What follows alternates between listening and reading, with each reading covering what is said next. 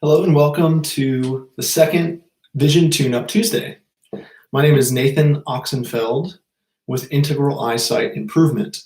I'm here in Asheville, North Carolina, and as a part of this quarantine, I'm offering these free weekly short little follow-along vision routines really designed to show you some simple little themes and practices and principles that will keep you on track, get you some momentum going with your holistic eye care practice.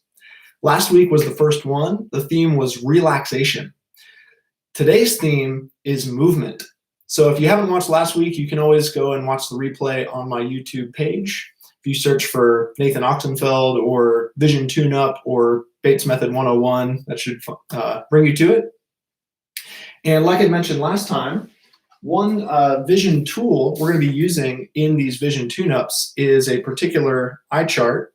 It's an ABC eye chart, alphabet chart, and we've got three different sizes: the full size, the medium size, and the small size. So you're actually able to find this on my website at integraleyesight.com/live.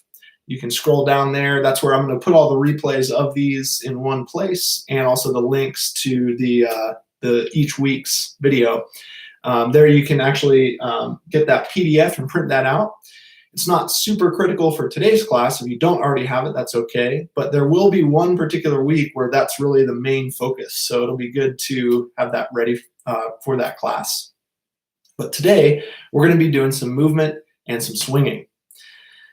But before we dive into that, I do want to reiterate last week's theme, which was relaxation. So we are going to start off with a quick little palming session, which was one of the main practices we did last week. I'm going to use my palming board once again to provide support for my elbows, right? So I don't want to just be standing here with my arms floating. I want to have somewhere to rest my elbows. If you're actually seated already, you might already have a surface in front of you that you can rest your elbows on. But I want you to get nice and comfortable. Rub your hands together to make some heat and some friction. And we're going to cover the eyes with our cupped hands to block all the light. You don't want to push on your eyes or put pressure on that area. You're just covering them with the start to scan down. See if you can release and relax any muscles in your face, your forehead, your eyebrows, your eye muscles, your jaw, your tongue, going down the back of your neck to your shoulders. Maybe your shoulders can relax a little bit. Your arms and your hands are nice and soft. All the way down your back. Your breath relaxes as you get down to your lungs and your belly. And you can just kind of make your way all the way down through your hips, down your legs, down to your feet and your toes. Just a nice full body, quick little scan here to just check in and see, hey, am I relaxed right now? Or am I actually tensing somewhere without even knowing it? And we can just consciously let that go, maybe with a sigh. Last time we talked about the breath and using these relaxing breaths to achieve a state of relaxation, whether that's a sigh or a yawn. Just kind of settling in here, enjoying the lack of sight right now, just the nice dark, deep color. Nice. So once we have established a little bit of relaxation to start off with, we're going to transition out of palming. We'll probably end up doing a little more palming later as well. But for now, you want to just let your eyes readjust to the light. Maybe you take a couple little eye pictures where you flash your eyes open for a quick second and then they're closed again. Maybe you take a picture of the computer. Maybe you take a picture out the window. Maybe you take a picture of your hand up close.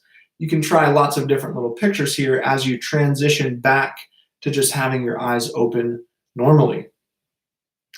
Good. So we've kind of created a little relaxation at the beginning, and now we're going to do a little bit more active vision practices, because palming is almost more of a passive practice because we're not really doing that much. We're sitting still, calm, relaxed.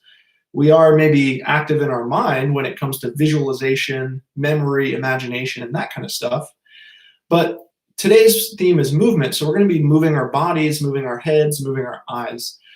So before we do the swinging practice, first we want to just move and stretch our head and neck and shoulders a little bit to warm up, because sometimes when we have tension in the muscles around our eyes, we also have tension in the muscles around in the neck and the shoulders as well. So let's just do a quick little neck loosener. If you just inhale, you tilt your head back to look up towards the ceiling. Exhale, you bring your chin down towards your chest. So just find a comfortable breathing pattern. Just a couple times vertically. And then you come back to center, and we're going to go horizontally. So you're going to turn your head to look over one side and the other side. Maybe it's like there's something behind you you're trying to look at without turning around. You're just twisting your neck. And then we can maybe drop one ear to one shoulder. Open up that side of the neck. Drop down the other side. Make sure you're not accidentally scrunching your shoulders up as you do this one. And maybe you want to actually do a little dynamic head roll, whether it's a semicircle. So you just go ear to shoulder, chin to chest, other ear to other shoulder. That's totally fine. Or if you don't have any neck issues or problems, you can maybe try a full circle all the way around, but you don't have to go too big. We're just activating and opening up the muscles in the neck and the shoulders here. So try going the other way. All right, so just starting off with a little basic movements here, just to kind of open up the neck and the shoulder muscles. Now we're going to focus a little bit more into movement of the whole body as we do our long swing. So this is a popular Bates method practice, but we're not just going to do the long swing today. I'm going to show you how to go from the long swing all the way down into the short swing. Not as many people are familiar with the short swing or practice the short swing, so that's what I want to focus on today. For the long swing, I invite you to actually join me in a standing position. It is possible to do it seated, so you can stay seated and you can do it, not standing, but I encourage you to get up out of your chair, because this is about movement. We want to move the body. So when you're standing, you want your feet to be a little bit wider than hips width, and you want to feel nice and grounded, nice and supported. Now, before I start my swing, sometimes I like to just kind of shake my body. I'm just kind of shaking my arms, shaking my legs out, maybe just wiggling anything that feels good, because we want to feel nice and heavy and loose as we get into the swing. So we're going to do 3 different steps. The first step is just swinging the whole body about 180 degrees with your arms down. So my arms are just down. I'm not controlling them. They're kind of limp. I'm like a rag doll, and my arms are just swinging alongside my body, and my eyes are pointing in the direction that my head and my shoulders are facing. So this is a full body swing. I'm going from the right wall all the way over to the left wall, and I'm sliding through the computer in the middle. Now, if you actually already do have this chart printed out, you can use it for this practice. You can actually put it up, lean it in front of your computer, or actually attach it to a wall or something, because we're actually going to be swinging an object, whether that object is your eye chart or your computer screen. If you're nearsighted, you probably want the chart farther away to swing it in the distance. If you're farsighted, you probably want to hold one of the small charts up close and actually do the swing up close. But we'll get to that in a minute. First, we're just going to do the basic swing. So maybe use your computer screen as your central object, and you're getting this 180-degree swing going. The purpose here is not to focus on anything in particular. So you actually want to let your eyes be free to jump around from one point to another. So you don't want your eyes to get stuck on anything. You want to let everything go. So I'm swinging from the door to the lamp, to the screen, to that lamp, to that wall. And then from that wall, lamp, screen, lamp, door, door. And I'm just letting my eyes jump from one spot to another. I'm not trying to control them. So this is just step 1, with your eyes open and your arms down. And everything is kind of jumping and moving in the opposite way that you move. This is called oppositional movement. It's much more noticeable in step 2. So let's try step 2. When you hold your thumb up and you look at your thumbnail as you swing, what happens to the background? Everything behind your thumb actually gets out of focus and slides by in the opposite way that your thumb moves. Hopefully you're already doing this without glasses or contacts. If you have not removed them, now's the time to do that. These practices are meant to be done with the naked eye, no prescription. Even if your vision's blurry, it's okay, because we're practicing just moving, getting the eyes to move and the body to move and the world to move. Because right now it looks like the whole room is moving in the opposite direction of my thumb. It's kind of an optical illusion. I know the things are not moving, but from my perspective, it really looks like the computer screen is sliding that way, and now it's sliding that way. So just relax into that. Embrace the movement. Try not to resist it. That'll make you feel dizzy and nauseous. So you really want to allow things to go by in the opposite way. But we're going to do step 3, which is eyes closed. So you're going to do your long swing with your eyes closed.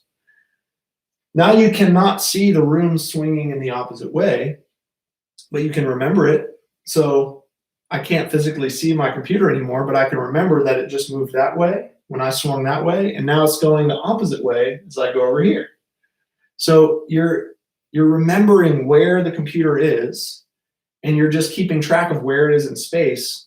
And from your perspective, from where you're standing, it moves from your right peripheral vision over to your left peripheral vision.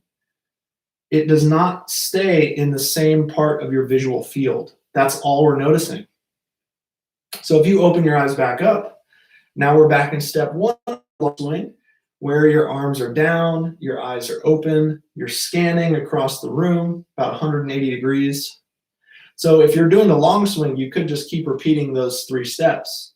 But I'm going to lead us into the medium swing. So you're going to do the same thing, but you're just not going to go 180 degrees. You're going to go less, maybe about 90 degrees total. So I'm not going all the way to that door and that wall. Now I'm just going from that corner of the room to that corner of the room. So I'm still swinging, but I'm not covering as much of a distance. Then in step 2, I lift my thumb up and I'm watching the thumb slide from that corner to that corner. And the computer screen is behind my thumb and it's out of focus and it's sliding by. Now this looks different than when I have my eyes open in step 1. Right now, the movement is very smooth. When I'm in step 1, the movement is not smooth. It's actually quite jumpy or jerky. So don't try and make step 1 and step 2 look exactly the same when it comes to the oppositional movement. You want to notice how they're actually slightly different. But then in step 3, you close your eyes and you remember the computer screen moving in the opposite direction, just like in the long swing, but it's not going as far to the left and to the right. But you're still picturing this stationary object actually appearing to move out in front of you. It's just an optical illusion, and it requires relaxation in order to really observe it. So don't try to force it, just let it happen. And we open our eyes back up, and we're going to actually make our way into a short swing. So for the short swing, what I'm doing is I'm going from the left side of my computer screen to the right side of my computer screen. So I'm not actually leaving the monitor. I'm not going off the edge of the screen like I did before. I'm actually staying within the screen. I'm still turning my body a little bit, but it's not quite as much as before. And what I'm noticing is that I can see myself on my screen on this video. So I'm going to the left of my head and over to the right of my head. So now I'm paying less attention to the whole computer screen moving, and I'm just noticing one thing on the screen, which is me, moving from my left periphery over to my right periphery. So maybe you can notice that as well with your eyes open. If not, you might get it even better with step 2. So you're watching your thumb in the foreground, and maybe the image of me in the background on the screen. Now you can see me moving to the left of your thumb and to the right of your thumb. That's what we're developing here, this movement. Then with eyes closed, you're doing the mental short swing. And once again, you can't see me on the screen anymore, but you can maybe picture me swinging to the left when you turn a little to the right, and then me swinging to the right when you turn a little bit to the left. It's very subtle. And some people find that the more subtle we make it, the more difficult it is, and that's okay. If that's the case for you, go back to the medium swing or the long swing until you're getting the shorter swing. But if we come all the way back into stillness and we open the eyes, we don't want the swing to stop. So I don't want you to think about the swing as just this. This is just the long swing. That's one version of the swing. But the swing itself is actually you being able to see things moving in the opposite way, even if it's just your eyes moving. For example, if you move your eyes across the screen from the door behind me to the window behind me, you're not moving your head or your body. Your eyes are sliding across the screen from the door to the window. Maybe even just that shifting of your eyes, you can notice that my head, which is in between the door and the window, is moving. It kind of looks like I'm switching from your left side to your right side of your central vision. It's just an illusion, and it might be very subtle. You might not get it at first, but maybe try it with your eyes closed. So if you close your eyes, you remember the door, you remember the window, you're going back and forth. Where am I in relation to where your vision is landing? Am I to the left or am I to the right? And if you're swinging just your eyes, I keep switching left, right, left, right, left, right. So that's an example of how you can access the swing separate from doing the long swing practice. Because when this class ends and you go on with the rest of your day, your eyes are going to move thousands or millions of times the rest of today. Just today, not to mention tomorrow or the rest of the week. So every time your eyes move across the room or swing from one point to another, you have an opportunity to notice that the room just moved. And remember, it's just imagination, it's just an illusion, it's not actually moving. But if you can notice that as a habit, that actually can clear your vision up and it can lead to improvements. The better you get at this swinging concept and this shifting habit. So the opposite of shifting and swinging is staring. And so maybe some of you have a staring habit. So you have a habit of just staring at stuff where you don't swing and you don't shift, and you actually have a mental perception of the world being stable and stationary. And so the swinging is a great way to break the staring habit and for you to soften up, actually look at the world as it actually is, which is a dynamic, moving place. So these are a couple different ways you can play with the swing, the long swing, the medium swing, the short swing, all the way down to the little optical swing or the shift. It's called shifting according to the Bates method. So one last thing I want to do is if you do have your eye chart, you can actually have this, like I said, leaned up in the distance or maybe hung up on your wall. If you have the small one, you can hold it up close. If you don't have these charts, once again, you can maybe use the chart on my screen here.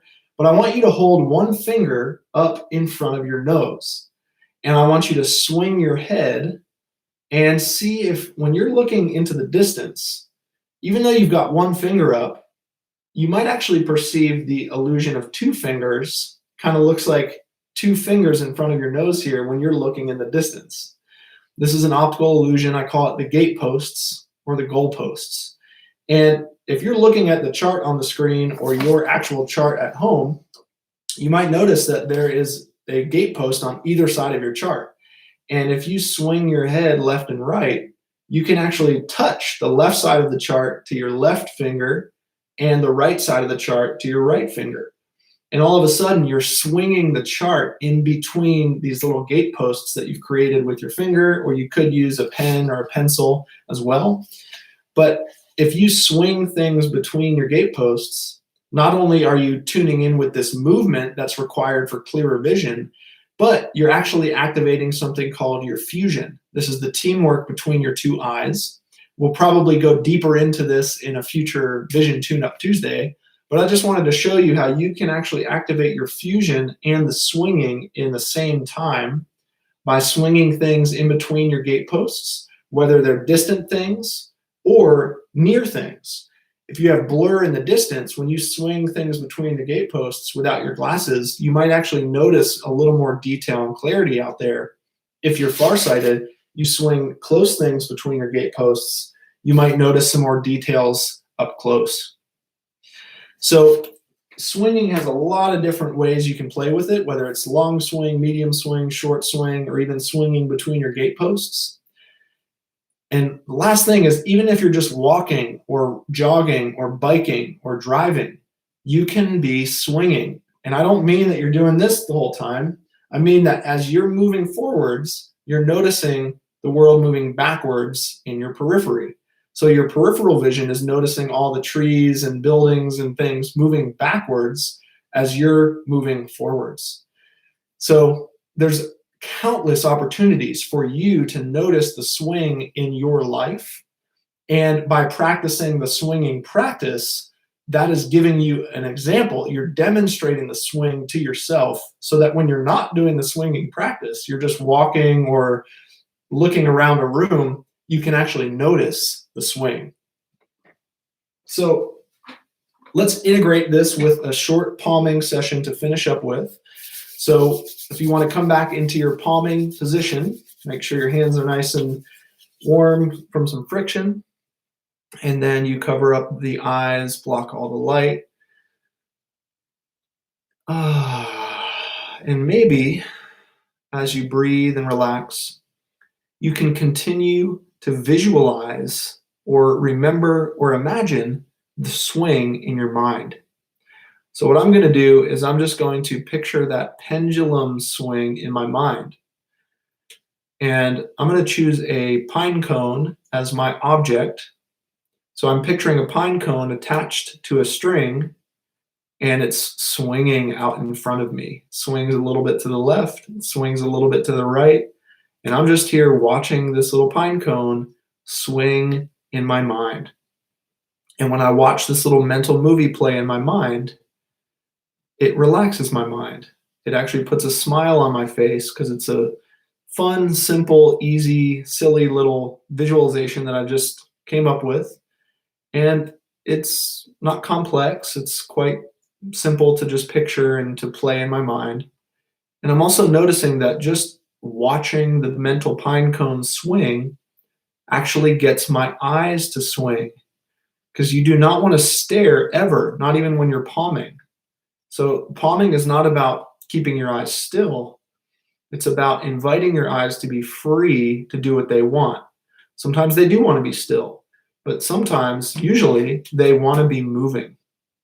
So when I'm thinking about a pine cone swinging in my mind, my eyes start to swing left and right as well. I'm not telling them to, I'm not forcing them or controlling them.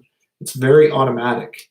And that's what we're aiming for with natural vision improvement, is how do we achieve effortless, automatic eye movements and effortless, automatic eye focus. And the swing is one tool that we can use to achieve both of those, the movements and the focus. But for now, we're going to transition out of palming, and we're going to start to wrap up this week's vision tune-up. So, like I said, last week was all about relaxation. This week was a little bit about movement. Now, even though we were a little more active today and we were doing some movement, that doesn't mean it's not about relaxation. So remember, this is not about eye exercises. We are not working out the eyes. We're not strengthening the muscles. We are relaxing the eyes. We're relaxing and focusing the mind. We're achieving this softer, more effortless feeling in the face and feeling this nice relaxation in the nervous system as a result of the practices. So try not to think about it too much like exercise or work, or you're really trying very hard. I know it might feel like that's the right way to do it, but that is not going to yield as many results as if you take a more relaxation-based approach.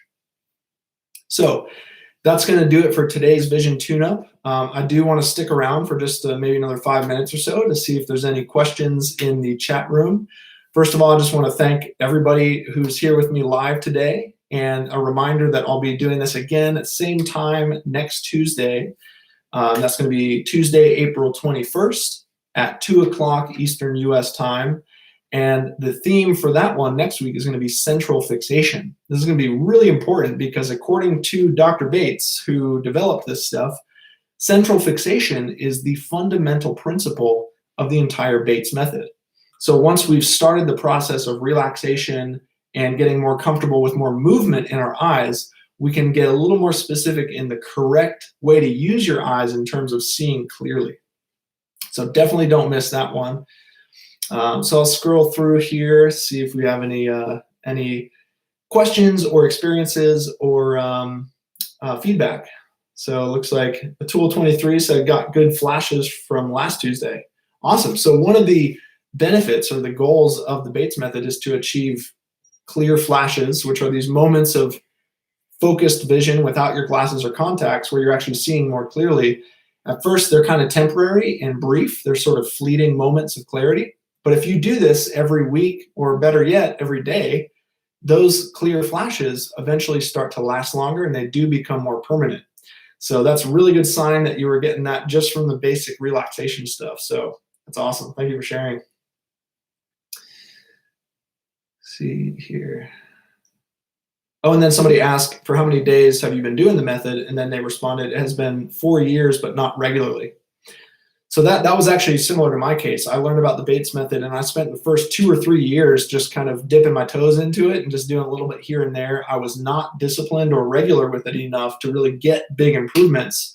It wasn't until I started working with my vision teacher online that I started doing it much more regularly in the more correct way. And then I saw these huge improvements coming. So it's awesome that you've been on this for 4 years, and it's good to hear that maybe you're starting to pick it up and get a little more regular with it. Oh, and then they clarified, and I've been wearing glasses for 15 years, and they're using reduced prescription. So yeah, you want to keep that in mind too, like in terms of this self-healing process, maybe taking a period of months or years, you want to put that in a perspective of how many years you've already been wearing glasses too. That kind of puts it in perspective too. All right, let's see. Christopher said, getting used to the generosity abounding in the new normal. I've noticed that too. You know, so many people are just offering these free classes, and I'm really inspired by that. I think it's hopefully setting a new kind of paradigm in the mix here. Hey Sylvia, glad you were here again. Let's see. Thanks for describing the swinging in a way that I can never understand from reading it in books.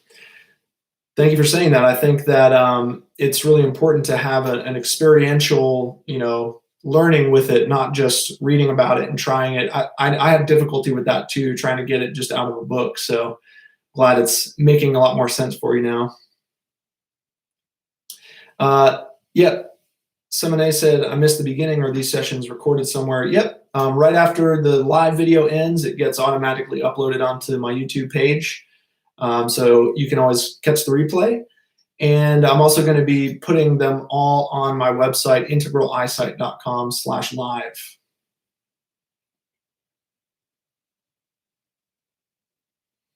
Christopher also said, while swinging, it was very interesting to see the shift of perception of the nose framing shift from the left and the right side. So maybe talking about that gatepost thing, just adding in that one element can actually bring a new kind of experience or feeling to the swing that maybe wasn't there when you were doing it without it. So it's always good to kind of throw a little different thing into the mix and see how it results. Extreme Fun asked, does using mobile phones make our vision worse? Depends on how you're using it. If you have good vision habits while you're using it, then you're less at risk for it to damage your vision, like blinking enough, looking away enough, using your night shift mode or your blue blocking kind of approaches. But yeah, in general, I mean, any kind of screen, phone, tablet, laptop, computer, TV screen, it's really not your eye's favorite thing to look at, I don't think, because I believe that the eyes prefer to look at three-dimensional objects as opposed to flat two-dimensional objects for extended periods of time. So you do want to be mindful of the screen time, not only making sure you've got good vision habits on the screen, but maybe limiting the screen time, especially close to bedtime. Hey, Rudolph, glad you could be here to join me. Appreciate it. Urban Gray Stance Foundation said, can I do swinging with my child? Absolutely. Children love swinging. Children don't like to be still. It's usually the adults that say, hey, sit still, stop moving, So kids really, do well with the swing. And, swinging on a swing set counts as swinging. Because remember, as you're swinging forwards, you can see the world moving backwards. And then as you swing backwards, you see the world move forwards. So I'm talking about any kind of movement here. Any kind of movement can be conducive to better vision. But yeah, if you're talking about like a little tiny child, you can hold the child on your chest and you can do the swinging as you're holding the baby. They're looking out ahead and you're sort of guiding them through this kind of eye movement type thing. Oh, nice. RD said, thank you. I could see flashes of clarity between the finger goalposts looking at the eye chart. That always blew me away when I was going through this process of I would look at the chart and it would be blurry, and I would hold my finger up and I would do a little swinging and I could see it more clearly. And just having a finger up in front of your face would not make you think that that would have any kind of difference, but I was actually seeing the focus coming in. So definitely keep playing with that and see how many different things you can swing between your gateposts, even beyond your eye chart. Nice. Zachariah said, I feel more relaxed after this. That's definitely the goal. And somebody said, is the ultimate goal to have the clear flashes last long enough that they last longer than the normal way you see? Mine are almost regular, but not 100% clear yet. Yeah, so at first the clear flashes are like 1 second and they're gone. And as you practice this, they start to double in time, 2 seconds, 4 seconds, 8 seconds, 16 seconds. It just kind of keeps expanding like that. And eventually, my vision teacher called it like a grand flash, where you've had so many clear flashes, temporary ones, that your system has now gotten conditioned to be able to handle that as the new baseline. And then that becomes your new normal vision. So unlike how you said that, they last longer than your normal way you see, it's not that. It's that becomes the new normal way you see. And then your vision doesn't dip down to that blur state as much anymore. So the fact that you're getting them is a really good sign. Once again, you just want to stick with it until they do become a lot more permanent. Oh yeah, Michelle said, do you think swing can be associated to swing movement in Qigong? I mean, while I swing in my Qigong exercise, I maximize that swing with the bait swing. It works good. Do you have any opinion? Yeah, definitely. Hopefully some of you have also felt that connection of, this kind of feels like something I've done in a Qigong class or a dance class or a yoga class or something. So you can take the awareness of the swing into your Qigong class, or if you're a dancer, you can take it into your dance class, or if you're an athlete, you can take the swing into your sport. Like I said, any kind of movement can become a swing. All it takes is your awareness or the perception of that oppositional movement happening as you do any kind of Qigong movement, any kind of dance movement, any kind of sports movement. This is all pervasive. It can touch every aspect of your life. Cool. Tina said gateposts were very clear today. Very good. Yes, Christopher said, when I was focusing on my finger, there were two Nathans on the screen in the background. That's fusion. That's distance shifting. And thanks for making it fun. Looking forward to next week. Yeah, so that's a good point. When you had your finger up, you were looking in the distance primarily, seeing this doubled. But if you look up close, this becomes single. And now I have two heads on the screen in the background. So it goes to show you that you can only focus at one point at a time. I can't see my finger single and my head single at the same time. I can only see my head single and my finger double, or my finger single and my head double. That's a little bit of a preview of central fixation that we're going to get into next week. And hey, my mom's here. She said there was much more clarity while focusing on the finger while swinging. Nice. It's important to really infuse or connect motion and movement with clarity. And to really start to understand that lack of movement or staring just makes it worse. It makes it blurrier. So we need to break that stare habit and relax into the movement habit. RD said, how do I sign up for your 6-month online course? When does it begin? So actually today I taught the final class of the current 6-month program. And so that means that I'll be gearing up to start a new 6-month group online course. Originally, I was going to start it in July to go July to December because I had some other things in May and June, but because of the pandemic, that's been kind of cleared out. So I might actually start it a little bit sooner, possibly in May or June. So I'll make an announcement about that in one of the future Vision Tune-Up Tuesdays, or if you're on my newsletter, I'll be announcing that. But yeah, definitely stay tuned for, if you like these little vision tune-ups, I do have these more robust online courses, and, I'm thinking about setting up a virtual vision retreat in place of my in-person retreat that was supposed to happen. So my website, integraleyesight.com, is a great place where you can find all that information and more resources. Cool. So let's see. Yep, a couple people talking about using reduced prescriptions, which is an important strategy when we're working on regaining our eyesight. Hey, Beata, once again, good to see you here, and good to hear about Gabi, your son. I was thinking of him the other day. Good to hear that he's doing the swinging too. It's fun for kids. And Amanja said, I like to imagine swing and depth while I'm driving or walking. Thanks for another great episode. Perfect. That's exactly what I want. Is I don't want you to just be noticing the swing when you're doing the practice, but when you're actually doing everyday activities and you're noticing the swing there. That's really the ultimate, level of this that we're working on. And Sylvia, awesome. Good to hear you. I love the way we do this all together. It's inspiring. When social distancing is over, I'll hopefully be able to come to a vision meeting you have in your groups. Yeah, I'm looking forward to having some more in-person events again as well. Definitely craving that human connection. But yeah, I think it's really cool that we can all be here together live, and no matter where you are in the world, we're all doing this stuff at the same time. So really appreciate those of you here tuning in live.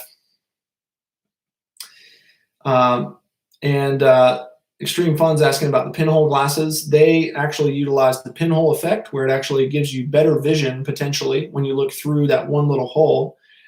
This is actually developing central fixation. That's going to be the topic for next week, so I'll probably save that for next week to go a little bit more into that. Olgi says, I have the feeling my mind is in my way and I am impatient about results. That is a big challenge. It's one thing to think about relaxing the eyes, but it's a whole nother ballgame to relax the mind. And sometimes we feel like we have, the mind kind of getting in the way or interfering with our relaxation ability. The mind just keeps thinking and talking and straining. And so that's actually probably more important than relaxing your eyes, is getting the mind to start to calm down and relax and focus.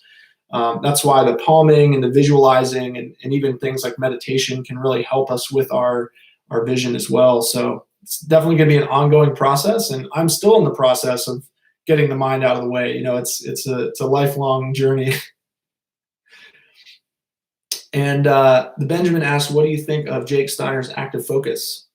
So as you've learned from last class and today, my approach to vision improvement is very relaxation based, and really learning how to activate our automatic focus without us having to really do anything to make it happen. Because I look at our eyes like I think about my other senses, my nose, my ears, my tongue, my skin.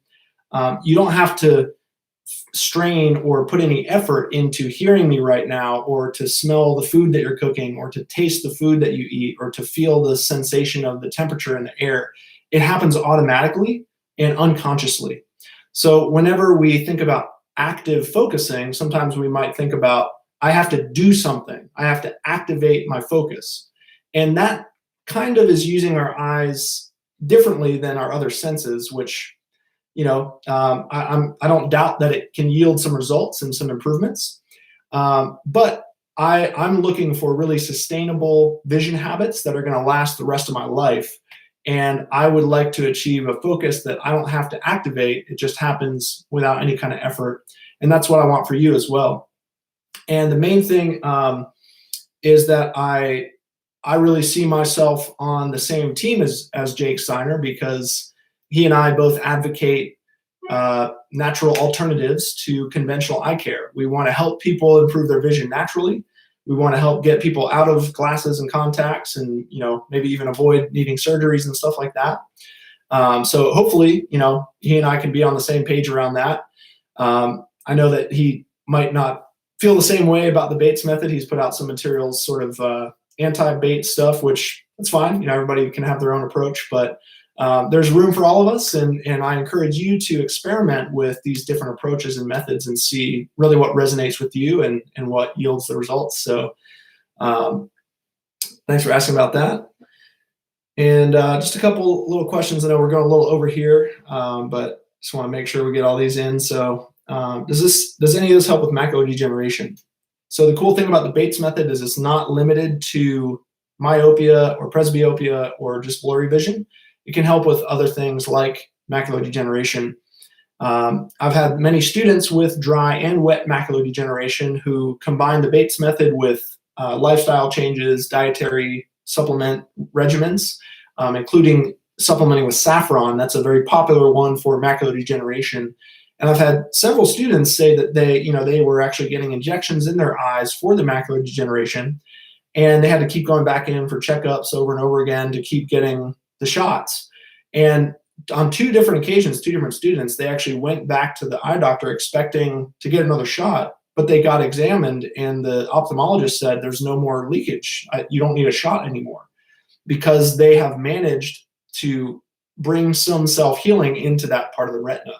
So it's really exciting, because that's one of the sort of, incurable eye diseases according to the conventional approach.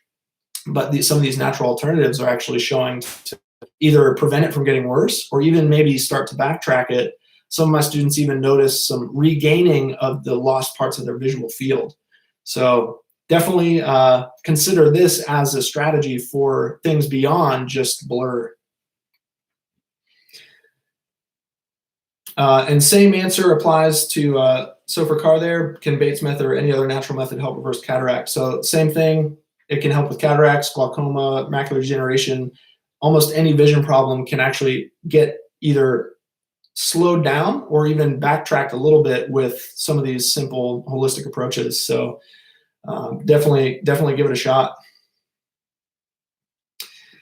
Last question here from the Benjamin again. Since Bates suggested that vision is very fluid, are eye tests still valid? Yeah, Bates's concept is that vision changes every single second. Every single time you move your eyes, a refractive error is produced. If people have good vision, that refractive error goes away pretty quickly and it goes back to that normal vision. But if you have a vision problem, the refractive error comes and then it stays, it doesn't go away. So, but the question is, how do we measure something that's changing every single second? And it's about taking kind of averages. Our normal routine is we go to our eye exam maybe once a year, once every 2 years, and then that's it. That's the result. But when we start doing the Bates method at home and we start using our own eye charts at home, we can actually check in with our vision on a monthly basis or a weekly basis, or even, a couple times a week. And we can kind of map out how it changes as we go. And that really not only gets you in touch with the fluidity of your vision, but it actually gets you more comfortable with the process of using eye charts to kind of check in with your vision as well. So we'll probably talk more about that in the vision tune-up, where we actually play with the eye charts more specifically. But yeah, I would definitely encourage you to keep using charts at home, not just to test your vision, but I'll show you how to play with them to improve your vision too. But yeah, it's a great question, and I like to see when people start to kind of question the status quo and you start to figure it out for yourself. All right. Nice. Cool. Well, that's going to do it for today. We're went a little over with the Q&A, but like I said, I just love getting to hang out with you and have a little interaction and engagement to fill some time during this quarantine. So I hope that you enjoyed today's swinging class, and I hope that the swing continues not only for the rest of the day, but for the rest of the week. And then next time we meet up next Tuesday, the swing is still going to be happening in your eyes and in your body and in your life. So hope you enjoyed it, and I will see you next Tuesday. Bye-bye.